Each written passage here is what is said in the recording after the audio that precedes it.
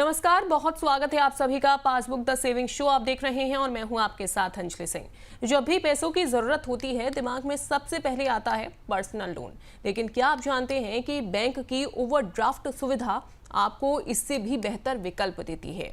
यहाँ ब्याज सिर्फ उतनी राशि पर लगता है जितनी आपने उपयोग की हो, यूज की हो। सैलरी वाले हों या फिर आप बिजनेसमैन हों, ये सुविधा अब सबके लिए उपलब्ध है। आज पासबुक द सेविंग शो में हम समझेंगे कि ओवरड्राफ्ट क्या है, कौन इसे ले सकता है, कितना ब्याज देना होता है और क्या ये पर्सनल लोन से बेहतर है।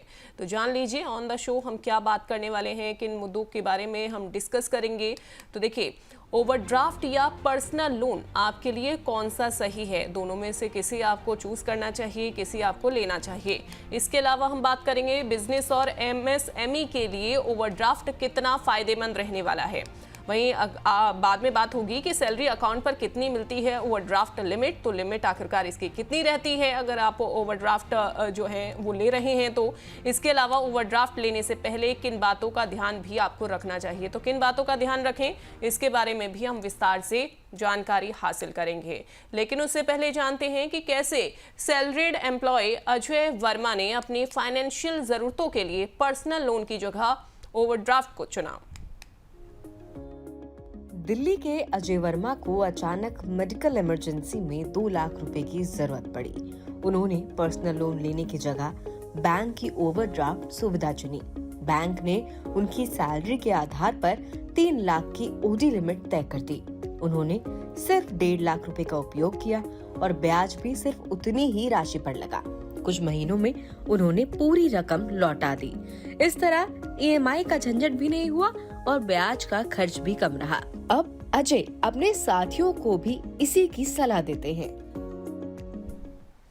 तो देखिए, आज हम अपने इस खास प्रोग्राम में, अपने इस खास शो में ओवरड्राफ्ट के बारे में ही जानने वाले हैं। और आपको बता दें कि हमारे साथ डिस्कस करने के लिए, बातचीत करने के लिए मौजूद हैं बैंकिंग एक्सपर्ट और लोन फॉर एमएसएमई के फाउंडर अमित कुमार तनवर जी, जो आपको बताएंगे कि ओवरड्राफ्ट क्या है, इसके फायदे क्या हैं और किन लोगों को ये सुविधा लेनी चाहिए। अमित जी, बहुत स्वागत है आपका। धन्यवाद अंजलि जी। सबसे पहला सवाल मेरा यही रहेगा सर आपसे कि आखिरकार ये ओवरड्राफ्ट सुविधा क्या होती है और इसके कितने टाइप्स हैं? ओवरड्राफ्ट सुविधा एक तरीके का रिवॉल्विंग क्रेडिट है, जिसमें कोई भी कस्टमर जो अपना अकाउंट यूज कर रहा है, whether it is a saving account और ए करंट अकाउंट, वो लोग जो है बैंक उनको एक सर्टेन अमाउंट परमिट करता है। जैसे सेविंग अकाउंट है तो जो है सेविंग अकाउंट में जो उनका एवरेज मंथली बैलेंस होता है उसके बेसिस पे बैंक डिसाइड करता है कि आप 2 टाइम्स या 3 टाइम्स तक जो है पैसा ले सकते हैं एडिशनल, अगर आपका क्रेडिट्स वगैरह वो सारी चीजें जो है सही हैं, सिबिल वगैरह जिसको बोल सकते हैं। देन उसके बाद जो है अगर मैं टाइप की बात करता हूं तो जो है इसके 2 मुख्य टाइप जो हैं वो 2 ही हैं। एक है अनसिक्योर्ड टाइप यानी कि असुरक्षित, और एक है सुरक्षित जो कि सिक्योर्ड। सिक्योर्ड का मतलब है कि उसके अगेंस्ट में जो है कोई आपने एफडी दी हो, आपने कोई जो है कोलेटरल बेसिकली दिया है, जैसे एफडी आपने दे दी है या कोई प्रॉपर्टी आपने दे दी है, म्यूचुअल फंड्स आपने दे दिए हैं, इस टाइप की कोई चीज आप रख करके उसके अगेंस्ट में जो है अपनी कोई लिमिट बनवाते हैं। एक तो तरीका ये है। दूसरा तरीका ये है कि अनसिक्योर्ड, आपका जो है जिस तरीके से आपका कंडक्ट है बैंकिंग का वो बहुत अच्छा है, तो बैंक्स आपको अपनी तरफ से प्री अप्रूव्ड लिमिट्स ऑफर करते हैं ओवरड्राफ्ट की। और अगर आप एक अच्छे एमएसएमई कस्टमर हैं या एक अच्छे एम्प्लॉई हैं जिसकी जो है रेगुलर सैलरी आ रही है और अच्छी कंपनी से आ रही है, तो जो है उनको भी जो है फैसिलिटी मिलती है।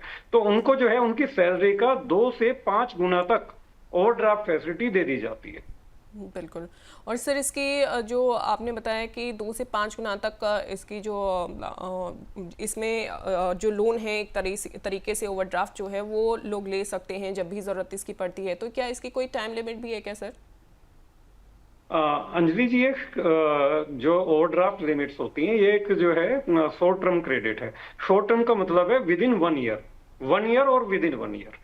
तो यानी कि आफ्टर 1 ईयर बैंक जो है, या कई बार 6 मंथ भी या 3 मंथ पे भी बैंक उसको जो है आपका जो है चेक करता रहता है कि किस तरीके से आप यूटिलाइज कर रहे हैं, क्या आपका पैटर्न है, क्या आप कुछ स्पेकुलेटिव एक्टिविटीज के लिए तो जो है इस पैसे को इस्तेमाल नहीं कर रहे हैं। तो इस तरीके से बैंक आपको जो है टाइम टू टाइम चेक करता रहता है, आपका बैंकिंग कंडक्ट, आपका जो है टाइप ऑफ ट्रांजेक्शन्स क्या हो रही हैं, एंड बेसिस दैट बैंक उसको जो है रिन्यू करने या ना करने का जो है डिसीजन लेता है। अगर बैंक आपका कंडक्ट अच्छा है तो बैंक उसको रिन्यू करेगा और हो सकता है लिमिट्स बढ़ा भी दे। बिल्कुल।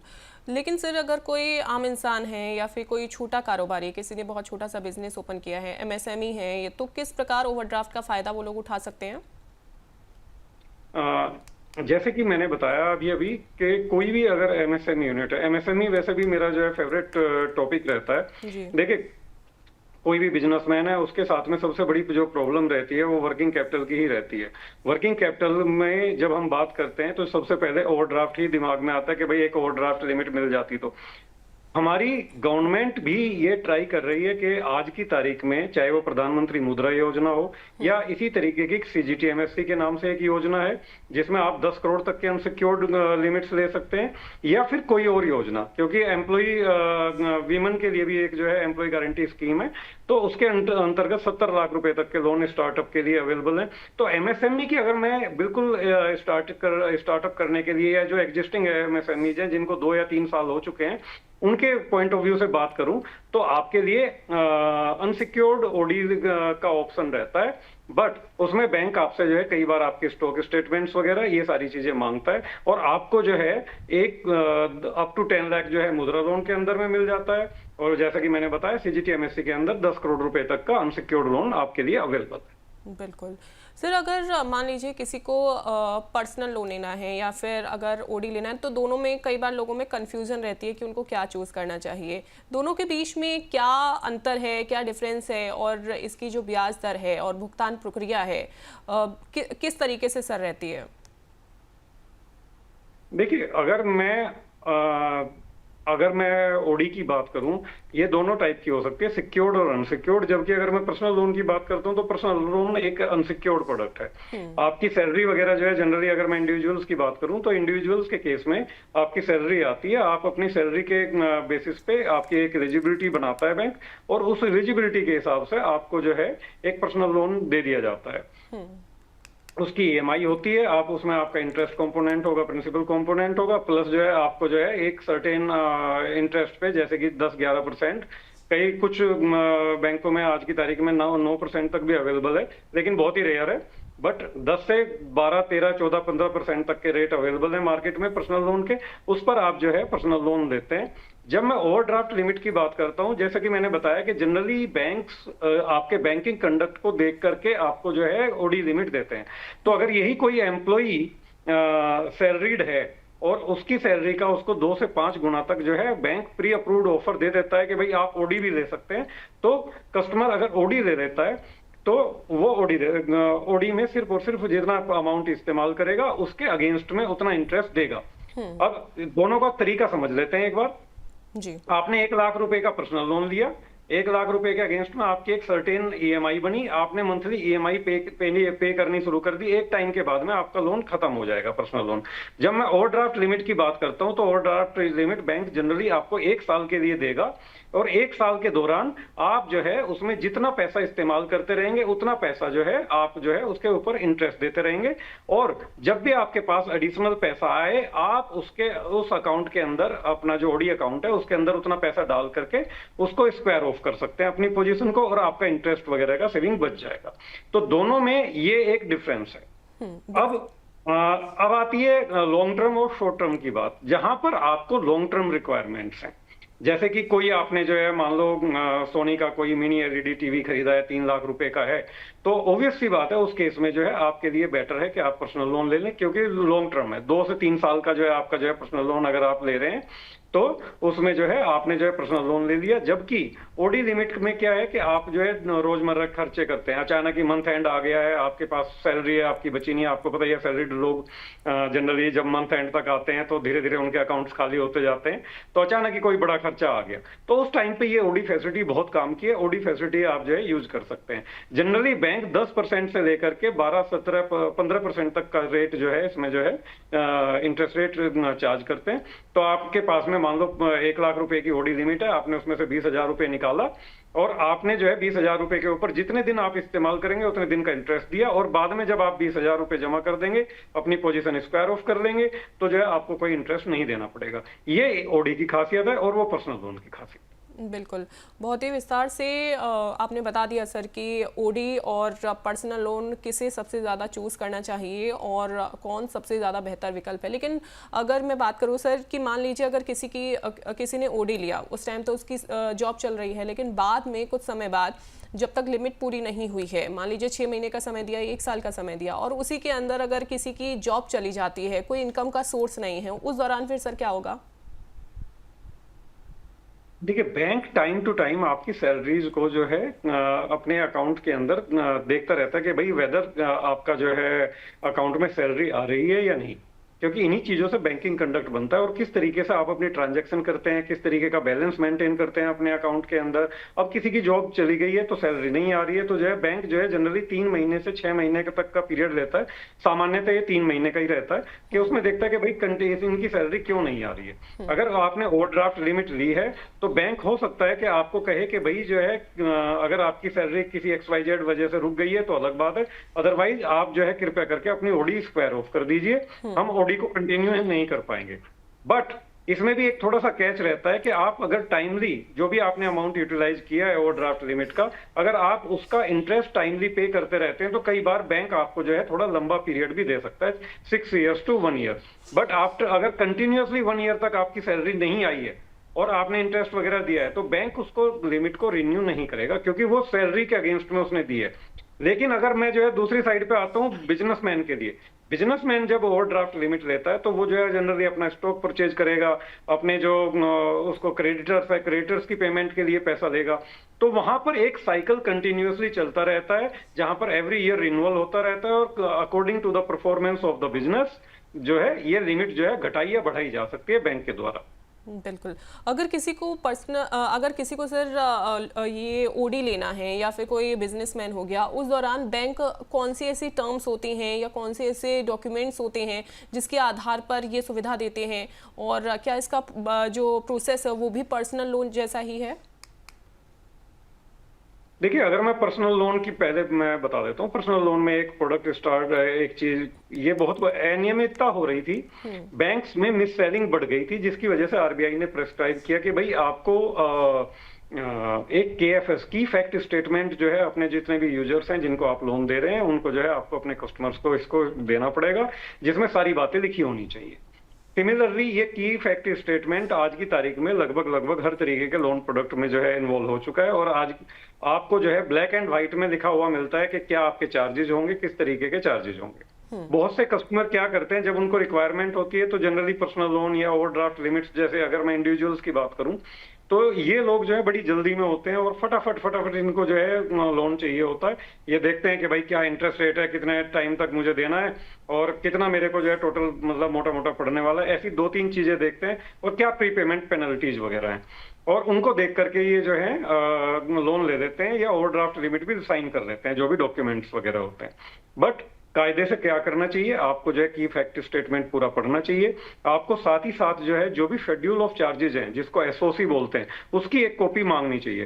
बैंक आपको लिंक भी भेजता है आपके ईमेल आईडी वगैरह पे जब आपको लोन दे रहा होता है कि भाई ये हमारे जो है शेड्यूल ऑफ चार्जेज होंगे, अगर आपकी EMI बाउंस होती है तो इसका ये चार्ज होगा, अगर आपका जो है XYZ कोई कंडक्ट खराब होता है या आपकी सैलरी नहीं आती है, हम किस कंडीशन में क्या क्या चार्ज लगा सकते हैं वो सारे देंगे।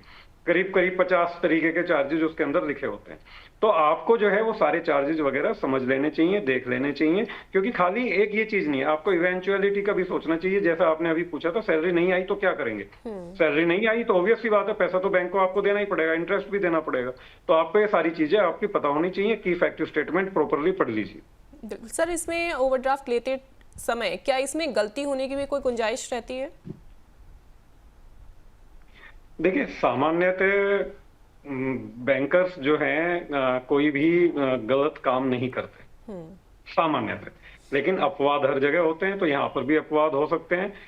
आप हमेशा सतर्क रहें, अपनी जो भी इंफॉर्मेशन दे रहे हैं बैंक को उसको जो है आप जो है क्रॉस करके दे सकते हैं, आप डेटेड वगैरह करके दे सकते हैं, और जो भी डॉक्यूमेंट आप साइन कर रहे हैं उसको डॉक्यूमेंट को अच्छे से पढ़ लिख करके ही साइन कीजिए। जो आपने वर्बल एग्रीमेंट किया है वही रिटर्न में हो, ये इंश्योर कीजिए। बिल्कुल, तो ये सारी चीज़ें जो हैं वो आपको इंश्योर करनी है।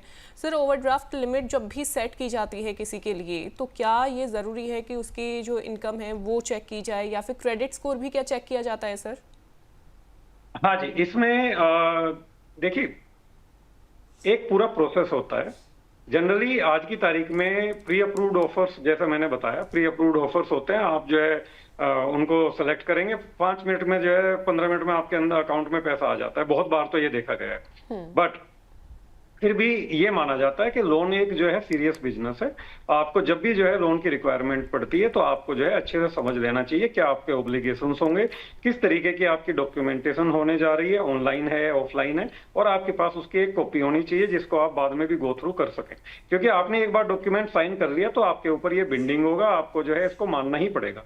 जैसे एक एग्जांपल के तौर पे बताता हूं कि प्री पेमेंट चार्जेस को लेकर के बहुत सारे कस्टमर, चाहे वो बिजनेस के एमएसएमई क्लाइंट्स हो या फिर जो है इंडिविजुअल्स हो, कई बार परेशान रहते हैं। वजह क्या होती है? वजह ये होती है कि जब वो लोन ले रहे होते हैं उस वक्त प्री पेमेंट पेनल्टी को आंख मूंद करके साइन कर देते हैं और सैंक्शन लेटर को, और एक्सेप्ट कर लेते हैं। लेकिन बाद में कहते हैं कि हम तो एमएसएमई है, अब इसको हटा दीजिए या XYZ चीज।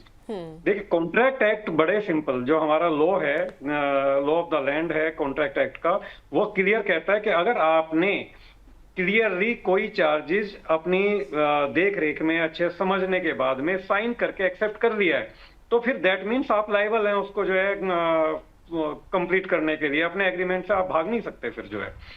तो मेरे पास ऐसी बहुत सी कॉल्स आती हैं, और लगभग ऑल ओवर इंडिया से ही आती हैं, जहां पे जो है एमएसएमई क्लाइंट्स जब मेरे से क्वेरी करते हैं कि जो है हमें ये लोन लेना है या लिमिट लेनी है, CGTMSE लिमिट लेनी है, 10, 20, 50 करोड़ रुपए की रिक्वायरमेंट है, तो साथ साथ बहुत बार जो है ऐसे कस्टमर जो है करीब करीब 20% कस्टमर की क्वेरी ये भी होती है कि साहब हमें प्रीपेमेंट पेनल्टी लग रही है, तो प्रीपेमेंट पेनल्टी का क्या करें।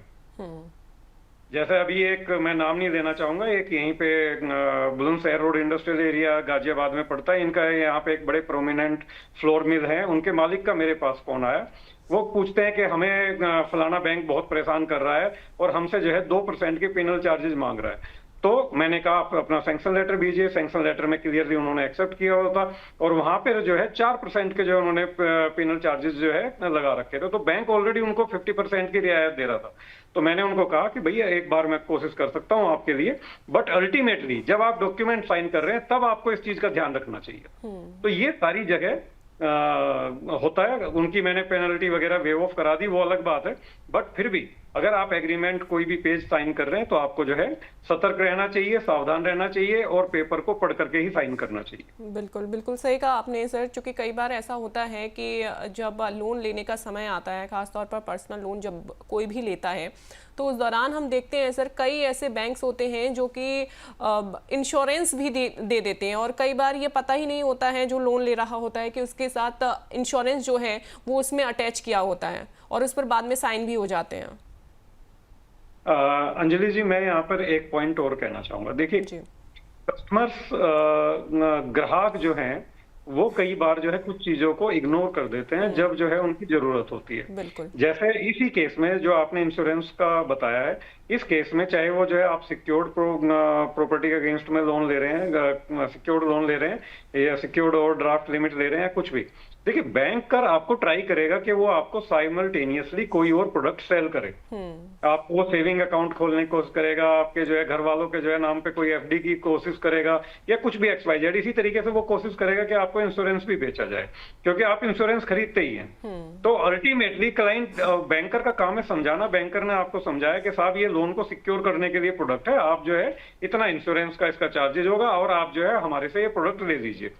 अब अगर आप जो है इस पूरे सिनेरियो को देखेंगे तो जो है बैंकर क्या कोशिश कर रहा है कि भाई कस्टमर को जो है मैं इंश्योरेंस बेच दूं, उधर दूसरी साइड से कस्टमर जो है क्या कोशिश कर रहा है, वो सोचता है कि भाई मेरे को ना लेना पड़े, या जो है वो टेंड टू इग्नोर करता है। वो कोशिश करता है कि ठीक है यार देख लेंगे। तो बट ये एक सही अप्रोच नहीं है। आपको एक सही प्रोडक्ट सही तरीके से समझ लेना चाहिए, क्या इसकी यूटिलिटी है, क्या ये सही प्रोडक्ट है आपके पास लेने के लिए? अगर आपके पास में एक अच्छा बड़ा टर्म प्लान है, आपने एक 2 करोड़ 5 करोड़ रुपए का टर्म प्लान लिया हुआ है, तो आपको लोन के लिए कोई भी इंश्योरेंस प्रोडक्ट लेने की खरीदने की जरूरत नहीं है, ना कोई प्रीमियम भरने की जरूरत है। और अगर कोई आपको साथ साथ जो है इस टाइप का जो है कर देता है, तो आप उसको विद इन 15 डेज कंप्लेन कीजिए और उस प्रोडक्ट को वापस कराइए, अपना पैसा वापस मांगिए बैंक से। बिल्कुल, तो इन बातों का भी ध्यान रखना है। अगर आपके साथ इस तरीके से कोई वाकया हो जाता है तो ये भी बात आपको ध्यान में रखनी है। सर, सैलरीड जो एम्प्लॉयज़ होते हैं, बैंक अक्सर वेतन का 3 गुना तक ओडी देते हैं। जैसा कि आपने अभी पहले भी बताया था कि अनसिक्योर्ड अगर है तो 2 से 5 गुना तक ओडी जो है वो मिल जाता है। क्या ये जो लिमिट होती है बैंक बदलती रहती है या फिर इसे बाद में बढ़ाया जा सकता है? अंजलि जी, देखिए, कोई भी लोन प्रोडक्ट है वो सब्जेक्ट टू रिव्यू होता है। बैंक टाइम टू टाइम उसको रिव्यू करेगा। अगर जो है कस्टमर की सैलरी अच्छी होती जा रही है तो जो है बैंक, ऑब्वियस सी बात है, उसको जो है बैंक सोचेगा कि भाई इसको बढ़ाना भी चाहिए हमें, वो बढ़ा लेगा बैंक लिमिट को। लेकिन अगर आपका जो है, जैसे कि आपने अभी हमने क्वेश्चन भी पूछा था, अगर जॉब चली गई है तो उस केस में हो सकता है बैंक अपने लोन को या जो है अपने इसको ओडी प्रोडक्ट को रिकॉल कर ले या बाद में रिन्यू ना करे। बिल्कुल। तो बैंक जो है कई बार लिमिट को बढ़ा भी देते हैं, लेकिन इन केस अगर आपका पुराना रिकॉर्ड ख़राब है तो उस दौरान जो है कोशिश यही की जाती है कि आपको जो लिमिट है वो कम जो है वो सेट की जाए। सर, चर्चा को हम आगे बढ़ाएंगे क्योंकि बहुत सारे दर्शकों के हमारे पास इस शो में सवाल भी आते हैं, और सवाल लेकिन आप कैसे पूछ सकते हैं वो मैं आपको एक बार बता देती हूँ। देखिए, बहुत ही आसान सा तरीका है हमसे जुड़ने का, अपने सवाल जो हैं वो पूछने का। आपको यूट्यूब के ज़रिए, फेसबुक के ज़रिए और एक्स हैंडल के ज़रिए अपने सवाल जो है भेज सकते हैं, लेकिन आप व्हाट्सएप के ज़रिए भी देखिए अपने सवाल जो है वो भेज सकते हैं। कैसे भेजना है वो आप जान लीजिए। आपको लिखना है पास और उसके बाद आपको अपना सवाल व्हाट्सएप कर देना है। नंबर है 9354027995।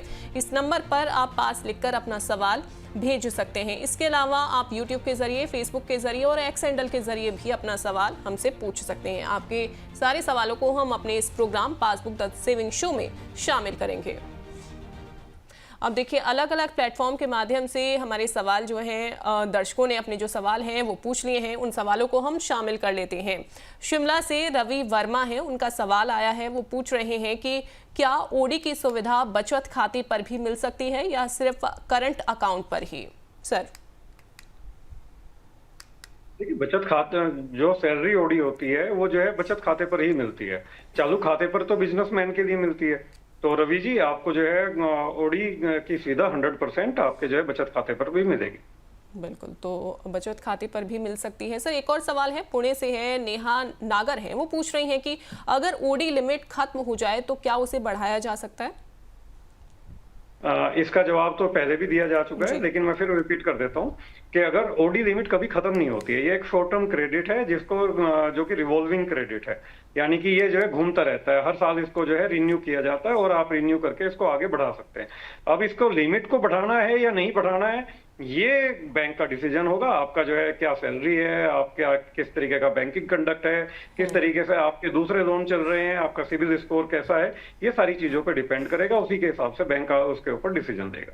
बिल्कुल, तो उसी के अकॉर्डिंग बैंक डिसीजन लेता है कि पुराना रिकॉर्ड आपका कैसा है, आपका क्रेडिट स्कोर कैसा है, तभी आपकी जो लिमिट है आप उसे बढ़वा सकते हैं। जयपुर से संदीप चतुर्वेदी हैं, वो पूछ रहे हैं सर कि क्या ओडी का उपयोग ईएमआई या क्रेडिट कार्ड चुकाने में किया जा सकता है?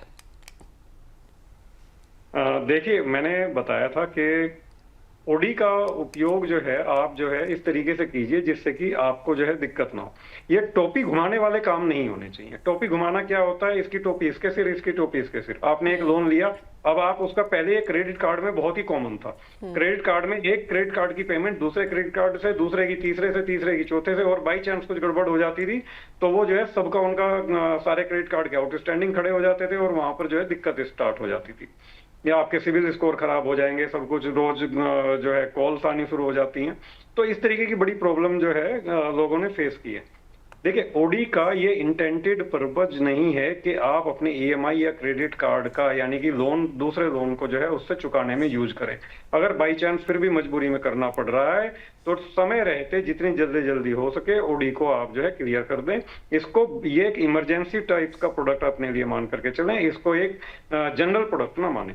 आपने महीने का जो है आपने पैसा खर्च किया, उसका जो है इंटरेस्ट देने का मतलब नहीं है। आपको कोशिश कीजिए कि आप जितना पैसा यूज करें उसका इंटरेस्ट टाइम से दें। जनरली जो है 1 तारीख को, अगर 30 तारीख को जो है अगर आपका last day of the month interest लगता है तो टाइम से उसको भर दें इंटरेस्ट को 1 या 2 तारीख को, और जो है उसके बाद जो अमाउंट आपने यूटिलाइज किया उसमें भी कमी और जो है वो घटना बढ़ना दोनों चीजें होनी चाहिए। ऐसा नहीं है कि वो जो है जस्ट एक बस आप यूज करते जा रहे हैं कि अगर मेरी 2 लाख 5 लाख रुपए की लिमिट है तो जब तक ये खत्म नहीं हो जाती मैं तब तक तो रुकूंगा नहीं, खरीदता रहूंगा चीजें। ऐसा नहीं है, इसको अपने पैसे की तरह ही इस्तेमाल करें जैसे कि अपना का खुद का पैसा। बिल्कुल, उम्मीद करते हैं संदीप जी आपको अपना जो जवाब है वो मिल गया होगा। कोशिश यही करिए कि ओडी का यूज़ आप बिल्कुल भी क्रेडिट कार्ड या ईएमआई का बिल चुकाने में ना करें। अब आइए चलते हैं अपने सहयोगी अभिषेक गुप्ता के पास और जानते हैं उनसे कि बैंक और एनबीएफसीज की पर्सनल से लेकर क्रेडिट कार्ड लोन की ब्याज दरें कितनी हैं। Thank you Anjali. Overdraft facility का तो लोग इस्तेमाल करते हैं, लेकिन इसके इतर जो है वो बैंक्स और एनबीएफसीज जो हैं वो अलग अलग तरह के सिक्योर्ड और अनसिक्योर्ड लोन भी देते हैं। कौन से तरह के वो लोन्स हैं, चलिए एक करके आपको स्क्रीन के जरिए यहाँ पर ग्राफिक्स के जरिए एक तरह समझाने की यहाँ पर कोशिश करते हैं। तो जैसे कि आप स्क्रीन पर देख सकते हैं, पर्सनल लोन जो है इसकी सालाना ब्याज दर जो होती है वो 9 से 24% के बीच होती है। ये पर्सनल लोन की बात हो जाती है। वहीं गोल्ड लोन अगर आप लेते हैं तो 8.75% से लेकर 21.67% का सालाना इंटरेस्ट यहाँ पर आपको अदा करना होता है। क्रेडिट कार्ड की अगर बात करें तो फिर यहाँ पर आपको 8.5% से लेकर 55.55% का सालाना इंटरेस्ट देता है। यानी एक तरह से है तो ये अनसिक्योर्ड लोन, लेकिन एक तरह से अगर देखा जाए तो सबसे महंगा जो एक तरह से लोन है वो क्रेडिट कार्ड के जरिए लिया जाने वाला लोन है। म्यूचुअल फंड के बदले लोन, यानी कि म्यूचुअल फंड को ऐसे कोलैटरल रख के जो लोन लेते हैं आप, उस पर जो सालाना ब्याज होता है वो 8 से 20% का इंटरेस्ट रेट होता है। वहीं एफडी के बदले अगर आप लोन लेते हैं तो 1 से 2% अधिक ही होते हैं। यानी कि एफडी की जो ब्याज दर है, जो इंटरेस्ट उस पर मिल रहा है, मान लीजिए 6 या 7% अगर आपको इंटरेस्ट मिल रहा है एफडी पे, तो उस पर जो लोन का जो इंटरेस्ट रेट रहेगा वो 1 या 2% ज़्यादा रहेगा। यानी कि 8 या 9% का इंटरेस्ट यहाँ पर रह सकता है। तो अगर आप एक तरह से अगर लोन लेने की सोच रहे हैं, लोन लेने का प्लान कर रहे हैं, तो इन ऑप्शंस को आप कंसिडर ज़रूर करें। Over to you Anjali. बहुत शुक्रिया अभिषेक विस्तार से जानकारी देने के लिए। एक बार गेस्ट के पास लौट चलते हैं। सर, ओडी के अलावा बाजार में दूसरी ऑप्शंस भी हैं, जैसा कि अभी अभिषेक ने भी हमें बताया। गोल्ड लोन है, लोन अगेंस्ट एफडी है, तो ऐसे में हमें कौन सा ऑप्शन चूज करना चाहिए या फिर ओडी ही चूज करें? कौन सा ज्यादा बेहतर है आपके अकॉर्डिंग? देखिए, अगर आपका फिक्स डिपॉजिट है और आपको नियर उसमें आपको कोई रिक्वायरमेंट भी नहीं है, क्योंकि फिक्स डिपॉजिट जनरली एक लॉन्ग टर्म डिपॉजिट ही होता है, तो आप उसके अगेंस्ट में जो है पैसा ले लीजिए। ये सबसे बढ़िया है। इसके ऊपर हम पहले भी एक एफडी ओडी का ऊपर प्रोग्राम कर चुके हैं, वहां पे इसके बारे में डिटेल दी हुई है। तो आपके जो दर्शक हैं, मैं चाहूंगा कि जो है वो उस प्रोग्राम को अवश्य देखें। रही अब दूसरी बात गोल्ड लोन या किसी और चीज की, देखिए बाकी सारे प्रोडक्ट्स जितने भी हैं उनकी अपनी यूटिलिटीज हैं। कई बार आपको जो है आप बाकी दूसरे ऑप्शंस होते हैं उनको जो है यूटिलाइज कर चुके हैं और आपकी क्रेडिट हिस्ट्री वगैरह XYZ में कुछ इश्यूज हैं, तो कई बार क्लाइंट जो है गोल्ड लोन वगैरह की तरफ भी मूव करते हैं। गोल्ड लोन एक अच्छा प्रोडक्ट है और इसमें कोई डाउट नहीं है। टाइम से जो है पैसा भी मिल जाता है और आपको कहीं ना कहीं आपके दिमाग में एक ये रहता है, आपका इमोशनल अटैचमेंट होता है गहनों से, तो जो है आपका दिमाग में ये रहता है कि जितनी जल्दी हो मैं अपना जो है कर्ज जो है चुकाऊं और अपने गहने वापस ले आऊं। तो it's a good product for bank also और फॉर कस्टमर्स आल्सो, क्योंकि कहीं ना कहीं वो उसको जो है जल्दी करना चाहते हैं। ओवरड्राफ्ट लिमिट्स और जो है क्रेडिट कार्ड्स या फिर जो है पर्सनल लोन, ये सारे प्रोडक्ट्स जो हैं आपके एक तरीके के इमरजेंसी प्रोडक्ट्स हैं या आपके लॉन्ग टर्म फाइनेंशियल प्लानिंग का पार्ट हो सकते हैं। आप जो है किस तरीके से उसको जो है यूटिलाइज करते हैं, जैसे आप जो है जब आपकी सैलरी थोड़ी सी कम पड़ जाती है तो आप उस वक्त अपनी ओडी का इस्तेमाल कर सकते हैं। सैलरी आए उसको ओडी को स्क्वायर ऑफ करें, ओडी को भर दें, क्लियर कर दें और अपना जो है इंटरेस्ट की आउटगो क्लियर कम से कम रखें।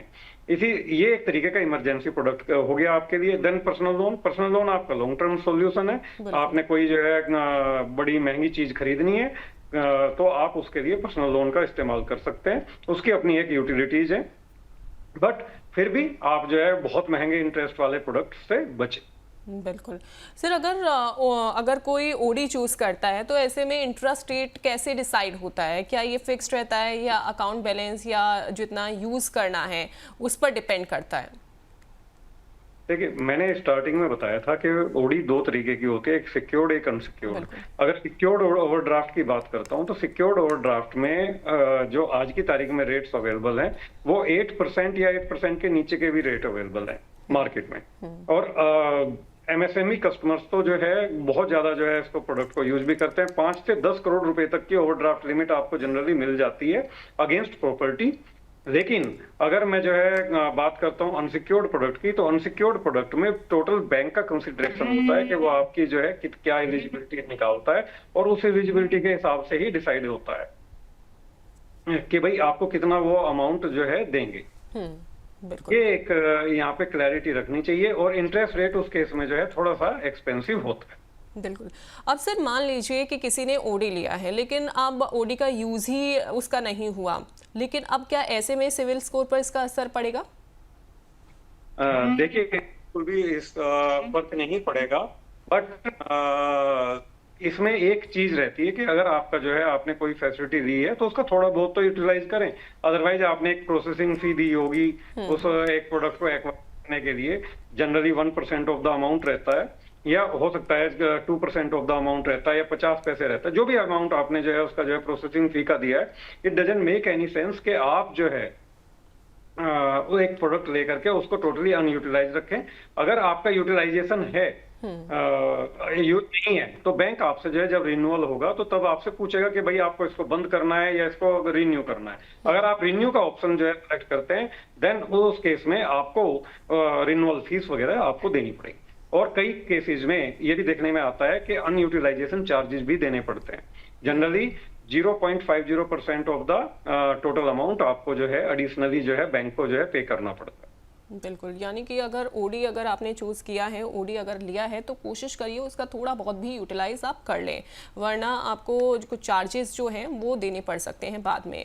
सिर्फ बहुत सारे ऐसे डिजिटल बैंक हैं, फिनटेक कंपनियां हैं जो ओडी की जो ऑप्शंस हैं वो दे रही हैं, ये सुविधा दे रही हैं। क्या इनका जो ट्रस्ट है वो पीएसयू या प्राइवेट बैंक जितना ही किया जा सकता है इन पर? अंजलि जी देखिए, इसमें जितनी भी फिनटेक कंपनीज हैं, बहुत सारे नए नाम जो है रोज इस स्पेस में आते रहते हैं। ओवरड्राफ्ट लिमिट का प्रोडक्ट या कोई भी और इस टाइप का पर्सनल लोन या कुछ भी प्रोडक्ट जो है बैंक लाता रहता है। बट मेरा मानना यह है कि भाई आप जिस भी फाइनेंशियल इंस्टीट्यूशन को सिलेक्ट करें उसको सोच समझ करके ही सिलेक्ट करें कि भाई ये हमें जो फाइनेंशियल इंस्टीट्यूशन है इसकी क्या क्रेडिबिलिटी है खुद की। क्योंकि कई बार आपने जो है पढ़ा होगा अखबारों में कि फलाने को जो है लोग आकर के परेशान कर रहे हैं, हरास कर रहे हैं क्योंकि टाइम से इंटरेस्ट नहीं दिया या ईएमआई नहीं दी या कुछ इस टाइप का। तो आप जो है थोड़ा देख लें। जनरली बैंक जो है सेफ है, लेकिन वहां पर भी जैसे कि आपने अगर कोई लोन लिया है तो पैसा तो आपको चुकाना ही पड़ेगा। हाँ, लेकिन बैंक एक थोड़ा आरबीआई प्रेस्क्राइब जो है जो नॉर्म्स हैं उनको ज्यादा अच्छे से फॉलो करते हैं। फिनटेक के बारे में मैं ये बात नहीं कह सकता। बिल्कुल सर। टैक्स और चार्जेस के लिहाज से क्या ओडी अगर किसी ने चूज किया है तो ओडी पर क्या अतिरिक्त इंटरेस्ट रेट जो है वो लगता है, जैसे कि टैक्स हो गया, चार्जेस हो गए इस तरीके से, या प्रोसेसिंग फीस हो गई, तो क्या ऐसा हो सकता है कि ओडी अगर किसी ने लिया तो कस्टमर को एक्स्ट्रा भुगतान जो है वो करना पड़ सकता है? देखिए ये थोड़ा क्वेश्चन क्लियर नहीं है। मैं जनरली जो चार्जेज होते हैं ओवरड्राफ्ट लिमिट के वो बता देता हूँ। ओवरड्राफ्ट लिमिट में जनरली एक प्रोसेसिंग फी इन्वॉल्व होती है। इसके अलावा जो है आपका जो मंथली आउटगो रहेगा, जो जितना भी आपने पैसा यूटिलाइज किया है उस पैसे के यूटिलाइजेशन के बेसिस पर आपको इंटरेस्ट पे करना पड़ेगा बैंक को। अगर आपके जो है नॉन यूटिलाइजेशन का कोई केस है तो उसके हिसाब से आपको चार्जेस देने पड़ेंगे। आपने जो है कोई ट्रांजेक्शन्स ओवर लिमिट यूज कर ली है, बेसिकली मान लो आपकी जो है एक 50,000 की लिमिट थी और आपने जो है 60,000 यूज कर लिया, तो बैंक आपको एडिशनल चार्जेस लगा सकता है। तो ये सारी चार्जेस आपको शेड्यूल ऑफ चार्जेस में जाकर के देखने को पढ़ने को मिलेगा।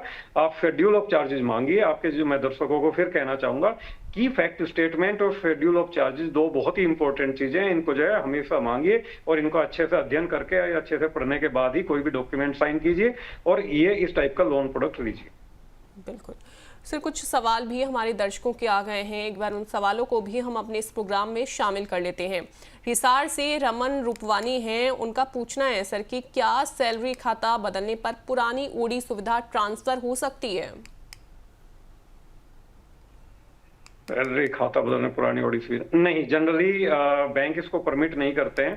बट क्या होता है कि जो है अगर एक ही बैंक है मान लो आपका जो है XYZ बैंक के अंदर जो है आपका जो है अकाउंट है और उसमें आपकी ओडी लिमिट चल रही है, और अब आप जो है किसी मजबूरी में आपको दूसरा उसी बैंक में दूसरा खाता किसी दूसरी ब्रांच में खोलना पड़ा, तो ये फिर बैंक के कंसिडरेशन पे है कि वो ओडी ट्रांसफर कर दे आपकी। अदरवाइज सामान्यतः बैंक जो है इसको ट्रांसफर नहीं करता। सब्जेक्ट हाँ, ये जरूर है कि एग्जिस्टिंग कहीं पे चल रही है तो उसके आप जो है उसका एक प्रेसिडेंस दे करके आप डिमांड कर सकते हैं सामने वाले बैंक से कि भाई मेरे को फलाने बैंक ने दिया हुआ, तो अब आप भी दो मेरे को ये फैसिलिटी। बट ऐसा हो सकता है कि दूसरा बैंक कहे कि भाई अभी मैंने आपका बैंकिंग कंडक्ट नहीं देखा है, तो 6 मंथ आप रुकिए, उसके बाद जो है फिर विचार करेंगे। तो ये एक सब्जेक्ट है कि भाई अंडर कंसिडरेशन रहेगा बैंकिंग नॉर्म्स के हिसाब से जो भी पर्टिकुलर बैंक है जिसमें आपका खाता है। बिल्कुल। तो रमन जी, उम्मीद करते हैं आपको अपने सवाल का जो जवाब है वो मिल गया होगा, और अगर आपके कुछ सवाल हैं तो देखिए आप अपने सवाल जो हैं वो पूछ सकते हैं। एक बार फिर से मैं अपने दर्शकों को बता देती हूँ कि आपको अपने सवाल कैसे पूछने हैं। बहुत ही आसान सा तरीका है अपने सवाल पूछने का। आपको पास लिखना है व्हाट्सएप पर और उसके बाद आपको अपना सवाल टाइप कर देना है 9354027995। इस नंबर पर आपको अपना सवाल टाइप करके भेज देना है। याद रखिए, आपको सबसे पहले पास लिखना है, उसके बाद अपना सवाल। अब देखिए यूट्यूब के जरिए, फेसबुक के जरिए, एक्स हैंडल के जरिए भी आप अपना सवाल पूछ सकते हैं।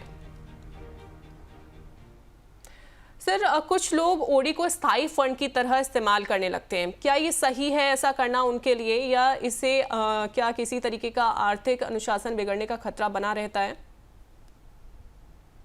देखिए, अगर आपने कोई भी लोन प्रोडक्ट, ओडी तो आप छोड़ ही दीजिए, आप कोई भी लोन प्रोडक्ट को जो है अगर आप इस तरीके से यूटिलाइज करेंगे, जैसे कुछ लोग क्रेडिट कार्ड को, मैंने अभी बताया था कि टोपी घुमाने वाला काम करते हैं, तो सिमिलरली अगर आपने जो है ओडी लिमिट ली है या आपको मिल गई है या बैंक ने आपको प्री अप्रूव कर दिया है आपकी क्रेडिट हिस्ट्री और बैंकिंग कंडक्ट देख करके, तो आप उसका नाजायज फायदा ना उठाएं। आप उसको जो उसका इंटेंडेड पर्पज है उसके इंटेंडेड पर्पज के हिसाब से ही इस्तेमाल करें। ऐसा नहीं होना चाहिए कि आज आप जो है कुछ भी अनाप शनाप खर्चे उसके ओडी लिमिट मिल गई है तो स्टार्ट कर दें। उसको आप बहुत अच्छे से सोच समझ कर इस्तेमाल करें। ये एक बहुत ही अच्छी शानदार फैसिलिटी है और जो आपको जो है इमरजेंसी में काम आती है। कई बार आपको जो है अचानक ही पैसे की रिक्वायरमेंट पड़ जाती है, कोई मेडिकल एक्सपेंस आ जाते हैं या कोई जो है बच्चों की स्कूल फीस आ जाती है, अचानक ही कुछ बढ़ा हुआ अमाउंट आपका आ जाता है, तो देन उस वक्त आपको जो है इस्तेमाल करना पड़ता है। इसलिए आपको अपने जो पर्पजेज हैं ओडी का वो आपका क्लियरली डिफाइंड रहना चाहिए अगर आप इंडिविजुअल हैं। और मैं लोन फॉर एमएसएमई की तरफ से जितने भी जो है आपके दर्शक हैं उनको जो है ये कहना चाहूंगा, एमएसएमई जो कस्टमर्स आपके देख रहे हैं इस प्रोग्राम को, कि आप अपने जो है बहुत इसको प्रॉपर्टी ट्रांजैक्शंस वगैरह में इस्तेमाल करने से बचें। आपकी ओडी लिमिट जो है आपके स्टॉक, आपके जो क्रेडिटर्स हैं, आपके जो बिजनेस हैं, डे टू डे जो आपके जो है एक्सपेंसेस हैं, उनके लिए है, ना कि किसी भी टाइप की स्पेकुलेटिव एक्टिविटी के लिए, ना कि प्रॉपर्टी में इन्वेस्टमेंट करने के लिए। तो एमएसएमई कस्टमर भी इस बात का ध्यान दें। बिल्कुल, तो एमएसएमई कस्टमर इस बात का ध्यान आप रख सकते हैं। वहीं बाकी अगर किसी को भी, जैसे कोई आम व्यक्ति है, अगर आपका एक्सपेंस ज़्यादा हो रहा है, कई इमरजेंसी अगर आपको आ जाती है, तो ओडी का इस्तेमाल आप कर सकते हैं। बहुत ही अच्छी फैसिलिटी जो है ये दी गई है। बहुत शुक्रिया सर अपना कीमती समय देने के लिए। Thank you so much. Anjali ji, आपको भी धन्यवाद और आपके दर्शकों को नमस्कार, धन्यवाद। तो आज की पासबुक द सेविंग शो में हमने जाना कि ओवरड्राफ्ट सिर्फ एक क्रेडिट सुविधा नहीं है, बल्कि समझदारी से इस्तेमाल किया गया फाइनेंशियल टूल है। जरूरत के वक्त ये राहत देता है और ब्याज का बोझ भी कम रखता है। याद रखिए, स्मार्ट सेवर वही है जो सही वक्त पर सही विकल्प चुनता है। अगले हफ्ते फिर हाजिर होंगे हम एक और नए टॉपिक के साथ। तब तक के लिए नमस्कार।